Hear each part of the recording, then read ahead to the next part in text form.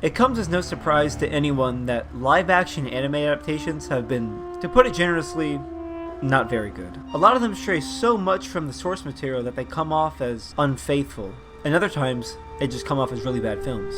It seems like who was ever involved with the production didn't even understand the source material.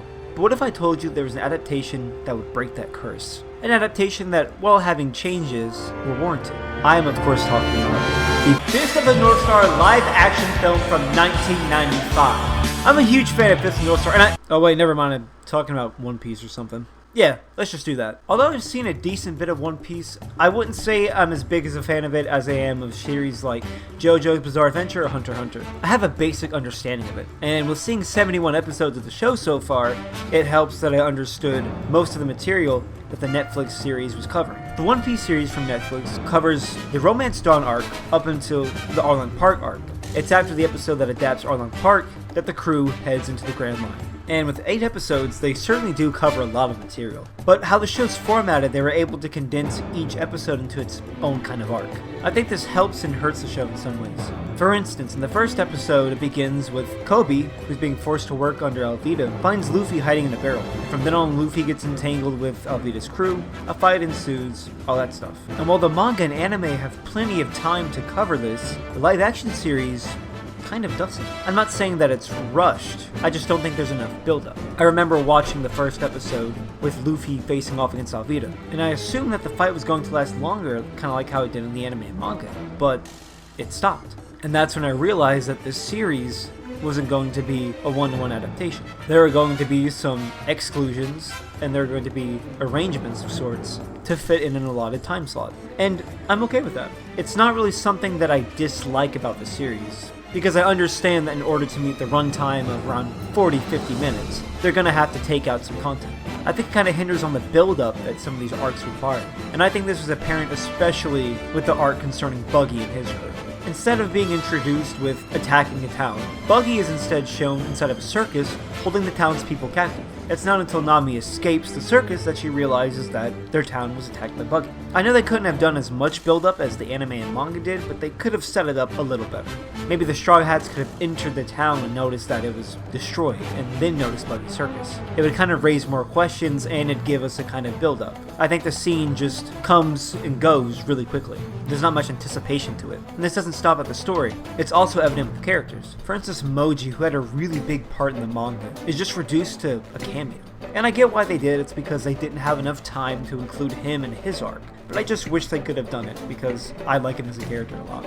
The same with Boodle, the town's mayor. While he's not really said to be the mayor, he's kind of implied to be in charge of things, since he's the one who sees the Straw Hats off. The remaining episodes change a lot more than you expect. For instance, Arlong has a really big presence than he did initially. Leading up to Arlong Park in the anime and manga, he was never once mentioned. There may have been a few allusions to him, but he never really made a full appearance until it got closer to his arc. But since this series is a lot shorter and it's a bit more self-contained, Arlong has a lot more appearances, especially early on. He makes himself known to Buggy, and he shows up at Barati, which they call Barate, which kind of annoyed me. This also kind of disappointed me, because this is what I was saying earlier about the condensed time slot affecting the characters. In the source material, Don Krieg was the one who attacked Barati. He and his crew came under the guise of being starving, only to attack all the people there. But in here, he appears only to be killed by Mihawk. I didn't really understand that. I guess they wanted to introduce him because it wouldn't make sense to have him appear and then just die without introducing him. But it disappointed me because I realized that he wasn't going to show up again. And he was a pretty major character. I also didn't like how, without Don Krieg, this means that Pearl, a character that I really liked, did not get to show up, and that was very, very hard to deal with. Anyways, the Marines are also given more screen time. Not that they didn't have a lot in the source material, but there's more involvement, especially with Garp, Kobe, and Helmeppo. During these arcs in the anime and manga, they were just occasionally referenced or alluded to. It wasn't until later on that we got to see them proper. That's something that you can do with an anime and manga, because you have a very long and stretched out format in which to tell your story. But you can't do it in a series like this. Every second counts, every minute counts. Things are condensed, things are rearranged to still make sense while also serving the story. I think you can watch this series as kind of its own thing, but I think it doesn't do any harm to compare it to the original. That's going to happen. Anytime there's an adaptation from one medium to another, there's going to be comparisons made. And that's pretty much what to expect from this series. There are going to be changes. That's obvious with any kind of adaptation.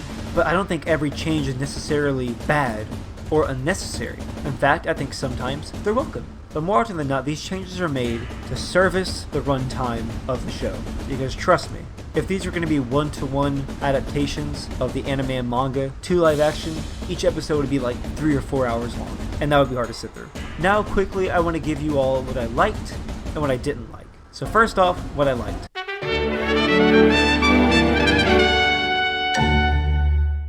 I loved the cast.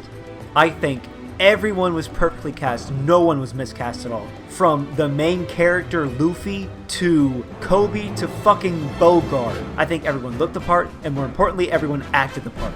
I was just so blown away and impressed by some of these performances. The first one that comes to mind is obviously Luffy. His actor did a fantastic job at him. What encompasses Monkey D. Luffy's personality was all exemplified through him. And at the core of it, he was phenomenal at being this optimistic and hopeful character with boundless determination. I also like some of the changes to the story. For instance, the Niaoben brothers, who are some of my favorite characters in the series, were changed. While Luffy and the crew are fighting the Black Cat Pirates, Sham and Bucci are just introduced, and then they show up. But in here, they're introduced as co-workers of Klahadore, Bucci being a cook and Sham being a maid. While I didn't have much of an issue of their introduction in the source material, I think that this change was beneficial to the way that the story was told. I feel that them working along with Klahadore allowed the audience to become familiar with him, but also allow them to seem even more unsuspecting, along with Kuro. I just fucking realized I've been calling him Klahadore this whole time, when his name's actually Kuro. And I spoke earlier about the cast and how perfect they were. I want to also add that the set design, the world building was also just fantastic. Every shot to me was dynamic, and it always felt like that it was trying to interest you and pull you into this world. Now granted, sometimes there were close-ups, but to me it always seemed like that they wanted to show the environment just as much as they wanted to show the character. And that's important for a series like One Piece, where its best qualities are its world building. I loved Barati. When I saw that, I freaked the fuck out. I could not believe that I was seeing a real-life recreation of Barati right in front of me. The same with the fucking Going Merry. When I saw them build the Going Merry and some behind-the-scenes footage, I lost my fucking shit. I couldn't believe that this was being done, and it's so amazing. With visual mediums, the most important part are the visuals. Some of that composition you see in the manga is lost in an anime, and it's lost in live action too. And I think that some anime and some live-action films or shows can actually make up for that. And I think this series is no exception. By having these fluid shots combined with vivid and expensive set pieces. I've gushed long enough about this, so I'm going to talk about what I didn't like.